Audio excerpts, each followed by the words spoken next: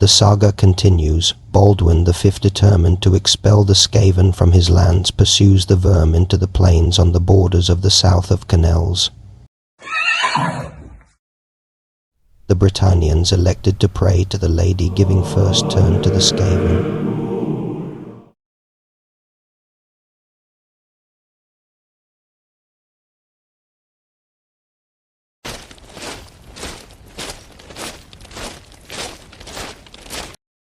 So the first turn for the Skaven, and it started badly, with the warlord wielding the fell blade taking a wound from his own weapon. The warlock attempted to cast earthen ramparts and miscast, causing himself a wound. The entire Skaven battle line held fast, keeping a safe distance from the Bretonnian knights. And all four Warmakines missed their mark. In classic Skaven style, they had done more damage to themselves than the enemy. Now the Bretonnians would respond. First Lady Fleur cast Travel Mystical Pathway, opening a portal for her and her knights to disappear through and reappear behind the watchtower and rock. Both Baldwin, his retinue, and the Grail Knights advance alongside Lady Fleur. With the bowman out of range and no line of sight for magic, that was the end of the Bretonnians' turn 1. Now Skaven turn 2. First the warlock failed to cast earthen ramparts, but with no miscast. Then once again the Skaven held fast as their war machines opened fire. This time a single knight on foot fell.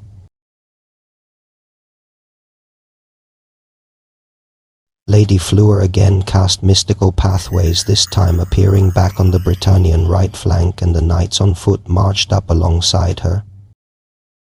Meanwhile the Grail Knights charged into the Clanrats, and Baldwin moved up and angled to counter-charge the Storm Vermin if they charged the Grail Knights.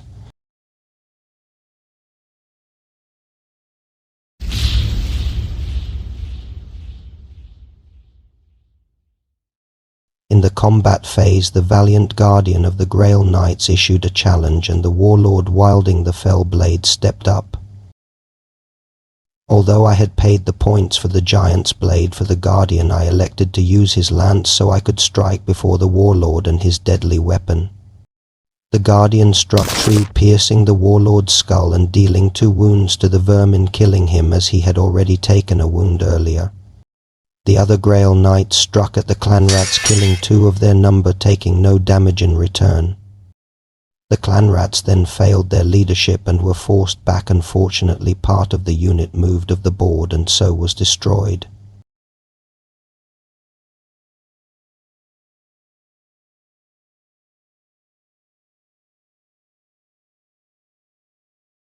How would the Skaven respond? First the warlock attempted to cast earthen ramparts, but Lady Fleur dispelled it.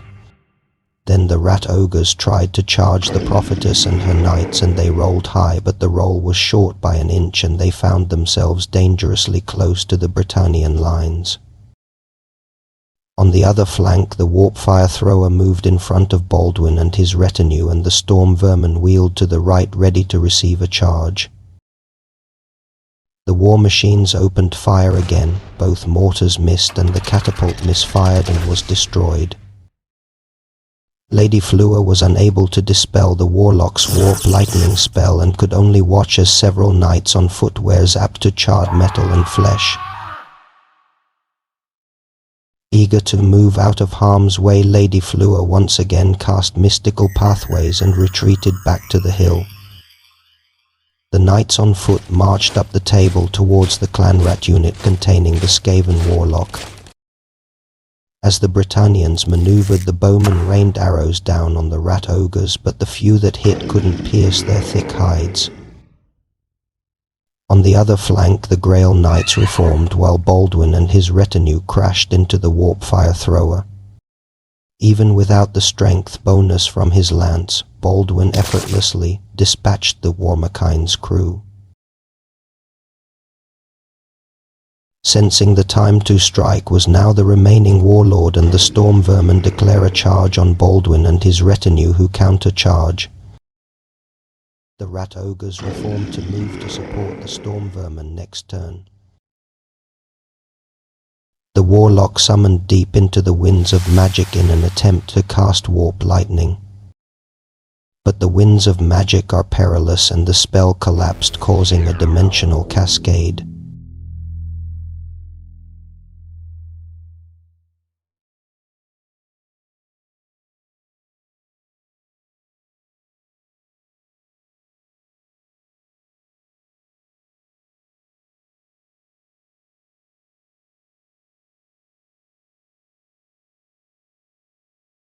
When the magic faded, only 2 knights on foot and 2 clan rats remained.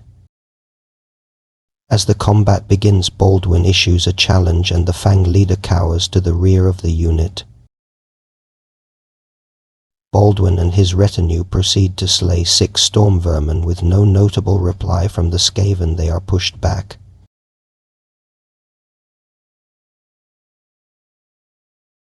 This time both the Grail Knights, Baldwin and his retinue, charge the storm vermin.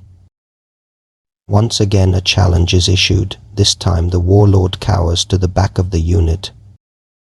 In the ensuing combat, the storm vermin are wiped out by the martial prowess of the Grail Knights and Baldwin and his retinue.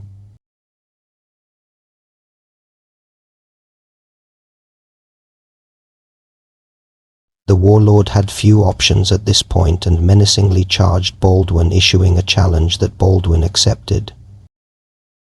The rat ogres decided to leave the warlord to fight his own battle and reformed to face the less dangerous Bretonnians. The combat was a stalemate, with the warlord and the duke taking a wound.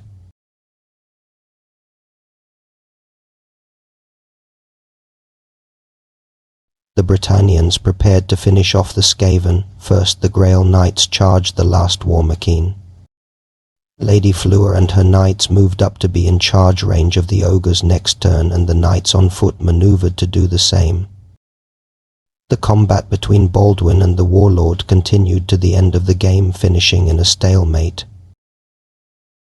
The rat ogres held position as they couldn't charge any targets, and in turn were charged by Lady Fleur's knights and what remained of the knights on foot.